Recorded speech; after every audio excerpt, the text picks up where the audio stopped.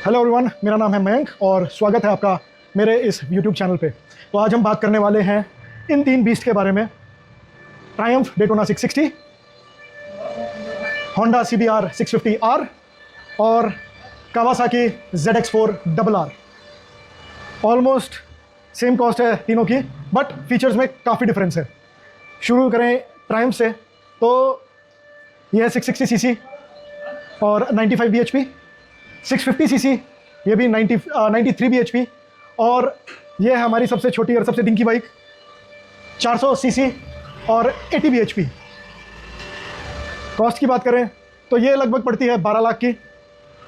ये on road आजकल वैसे तो डिसकंटिन्यू हो चुकी है, लेकिन लास्ट जो इसका रिकॉर्डेड ऑन रोड प्राइस था वो था लगभग 12.5 लाख। ये भी डिसकंटिन्यू हो चुकी है। इसका भी लास्ट जो रिकॉर्डेड ऑन रोड प्राइस था वो था लगभग 10.5 लाख। इसकी बात करें तो इसकी जो सीट हाइट है, मैं जैसे 5'8" हूँ, तो इसकी सीट है 810 mm। CBR same 810। और इसकी बात करें तो ये है अगेन सबसे छोटा 800 mm।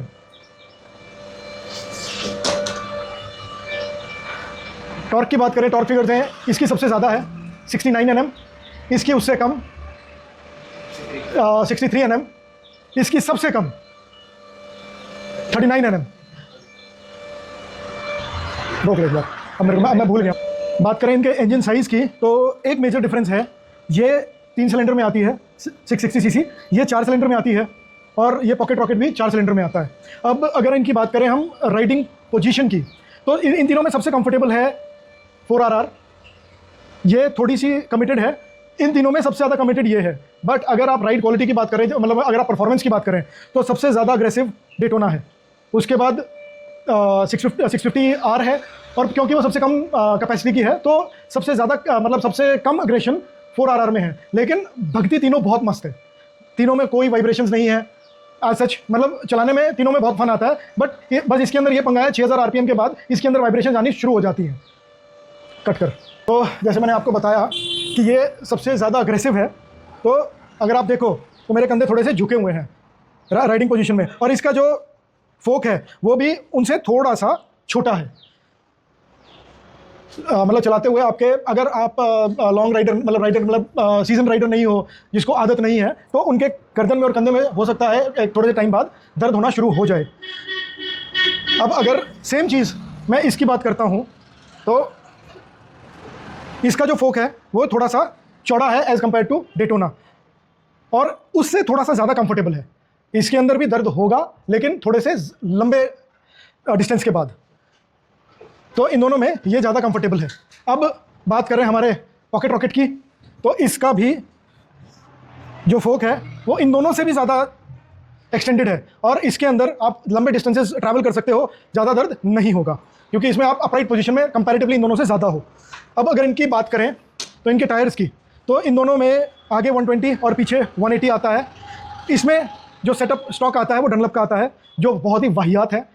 इसका चेंज करा चुके हैं हम लोग, वाटर स्टैंड का डलवा चुके हैं, आगे का अभी चेंज नहीं हुआ है क्योंकि चल रहा है, काम चल रहा है। इसके अंदर आते हैं मिशेलिन के पावर 6। इनकी ग्रिप कंपैरेटिवली उन दोनों के जो स्टॉक टायर्स आते हैं उनसे बेटर है। इसमें भी जो टायर साइज़ आता है आगे 120 है, जो तीनों का सिमिलर है, लेकिन इसमें इन दोनों से छोटा आता है 160। डनलप का ही आता है, बहुत ही वाहियात था। पीछे का चेंज करा चुके हैं रईस से, which is far better than what you get in as stock. तो डनलप्स उनसे बेटर है इसकी ग्रिप अब, और इसमें वो डिज़ाइन है विच इज़ फार बेटर। 180 का आता था, 190 का मैं डलवा चुका हूँ इसमें, जिससे जो परफॉर्मेंस है वो रोड के ऊपर काफ़ी बेटर हुई है।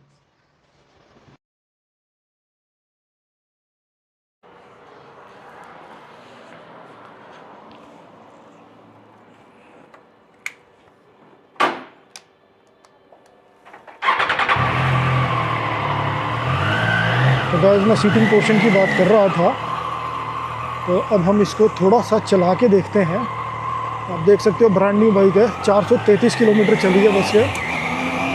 इसमें क्विक शिफ्टर और डाउन शिफ्ट और ऑटो फ्लिपर दोनों आता है, और मस्त पावर डिलीवरी है। बीइंग अ 3 सिलेंडर, ट्रायम्फ ने अपना पूरा मतलब अच्छी R&D की हुई है, जिस पे कोई लंबी चौड़ी वाइब्रेशंस या बीइंग अ 3 सिलेंडर नहीं है। बहुत सही, मतलब बहुत निम्बल बाइक है यार। बाइक तीनों ही बहुत निम्बल हैं, तो मज़ा आता है इनको चलाने में। इसका 200 किलो का वेट है, 201 किलो। लेकिन वो जब आप बाइक चलाते हो तो वो फील नहीं होता। और जो ब्रेक्स की बाइट है इसकी कंपैरेटिवली बीइंग अ 660 उन दोनों से बेटर है, CBR से और 4RR से बहुत बेटर है।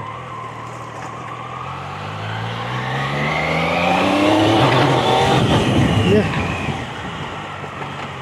मस्त भागती है,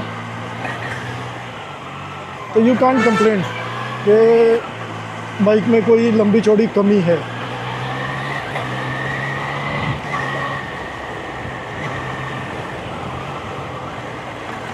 ये छोटा सा रिव्यू है इस बाइक का। इसका एक लॉन्ग राइड रिव्यू बाद में भी करेंगे, अभी तो एक कंपैरिजन है 3 ऑलमोस्ट सिमिलर बाइक्स का।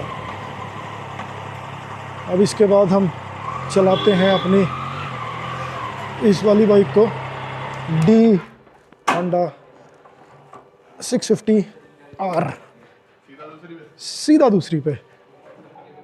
तो ये हुई हमारी CBR चालू। ये बिल्कुल स्टॉक है अभी, इसमें कोई चेंजेस कुछ नहीं है।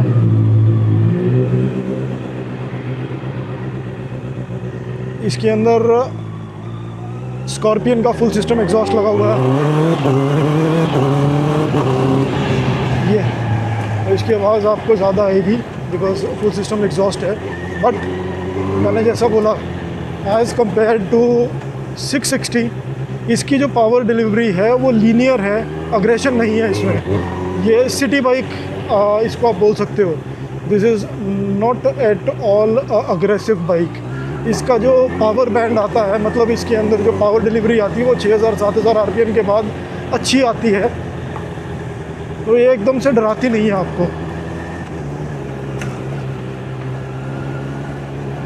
ये इसके अंदर आफ्टर मार्केट होंडा का ही क्विक शिफ्टर लगा हुआ है, और क्योंकि ये राइड बाय वायर नहीं है, ओल्ड स्कूल टेक्नोलॉजी है। Honda believes in old school technologies just like Toyota. तो इसके अंदर ऑटो ब्लिपर नहीं है, सिर्फ क्विक शिफ्टर है, वो भी एज अ एसेसरी बाद में लगवाया हुआ है। अब जो लास्ट होंडाज आई थी उसके अंदर ई क्लच आता है। ई क्लच को आप यूँ बोल सकते हो कि ऑटोमेटिक क्लच है, और उसके अंदर अप शिफ्ट डाउन शिफ्ट दोनों ऑटोमेटिक हो जाता है। But again ride by wire नहीं है, तो क्विक शिफ्टर तो मिल जाएगा लेकिन ऑटो ब्लिपर नहीं मिलेगा। तो इसमें सिर्फ क्विक शिफ्टर है, निम्बल है, आराम से चलती है। इसका भी लगभग वही 200 किलो वेट है, तो उतना वेट फील होता नहीं है। अब अब बारी है ये तीसरे बच्चे की।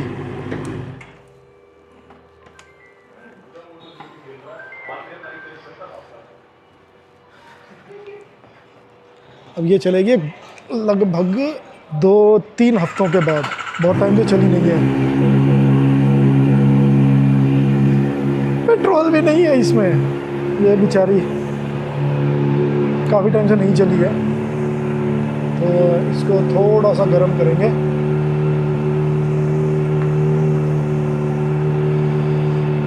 थोड़ा सा इसमें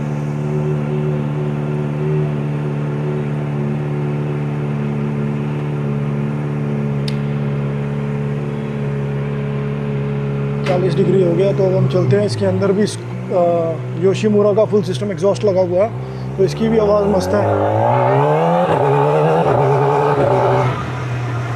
इसके अंदर aggression as compare to CBR और अपना डेटोना, कहाँ ट्राइडेंट याद आ रही है, डेटोना है भैया, Daytona.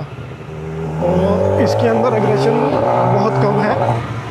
Again a very good city commute bike, और लॉन्ग डिस्टेंसेस के लिए भी अच्छी है।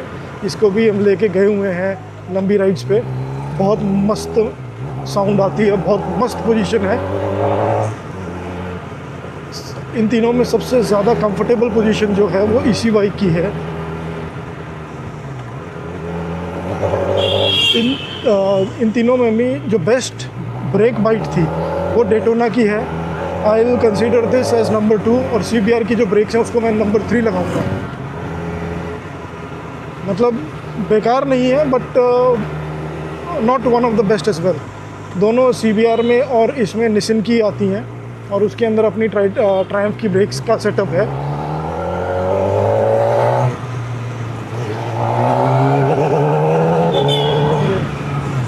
और ये सबसे ज़्यादा मैन्यूवरेबल बाइक है और तीनों में सबसे हल्की भी है, लगभग 180 किलो की है ये, तो आराम से मैन्यूवर होती है, बहुत आराम से चलती है क्योंकि सबसे छोटी भी है इन तीनों में। हैप्पी बाइक है बड़ी। मैंने इसका लॉन्ग राइड रिव्यू अपने चैनल पे ऑलरेडी डाला हुआ, अगर आप वो देखना चाहते हैं तो वो भी देख सकते हैं।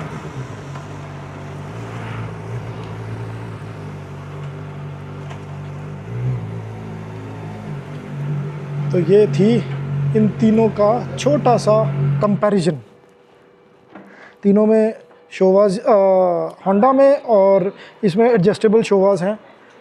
होंडा में नॉर्मल शोवा का सेटअप है और ट्राइडेंट के अंदर देखें तो ट्राइडेंट में और CBR में दोनों में शोवा का सेटअप है, लेकिन 4RR में शोवा का सेटअप है विथ एडजस्टेबल कंपोजिशन। सो यही है आपके तीनों का बाइक कंपैरिजन। अगर आपको इन तीनों के बारे में और कुछ भी जानना हो तो you can comment me and I will try to answer all my comments. तो अभी के लिए इतना ही। Good bye.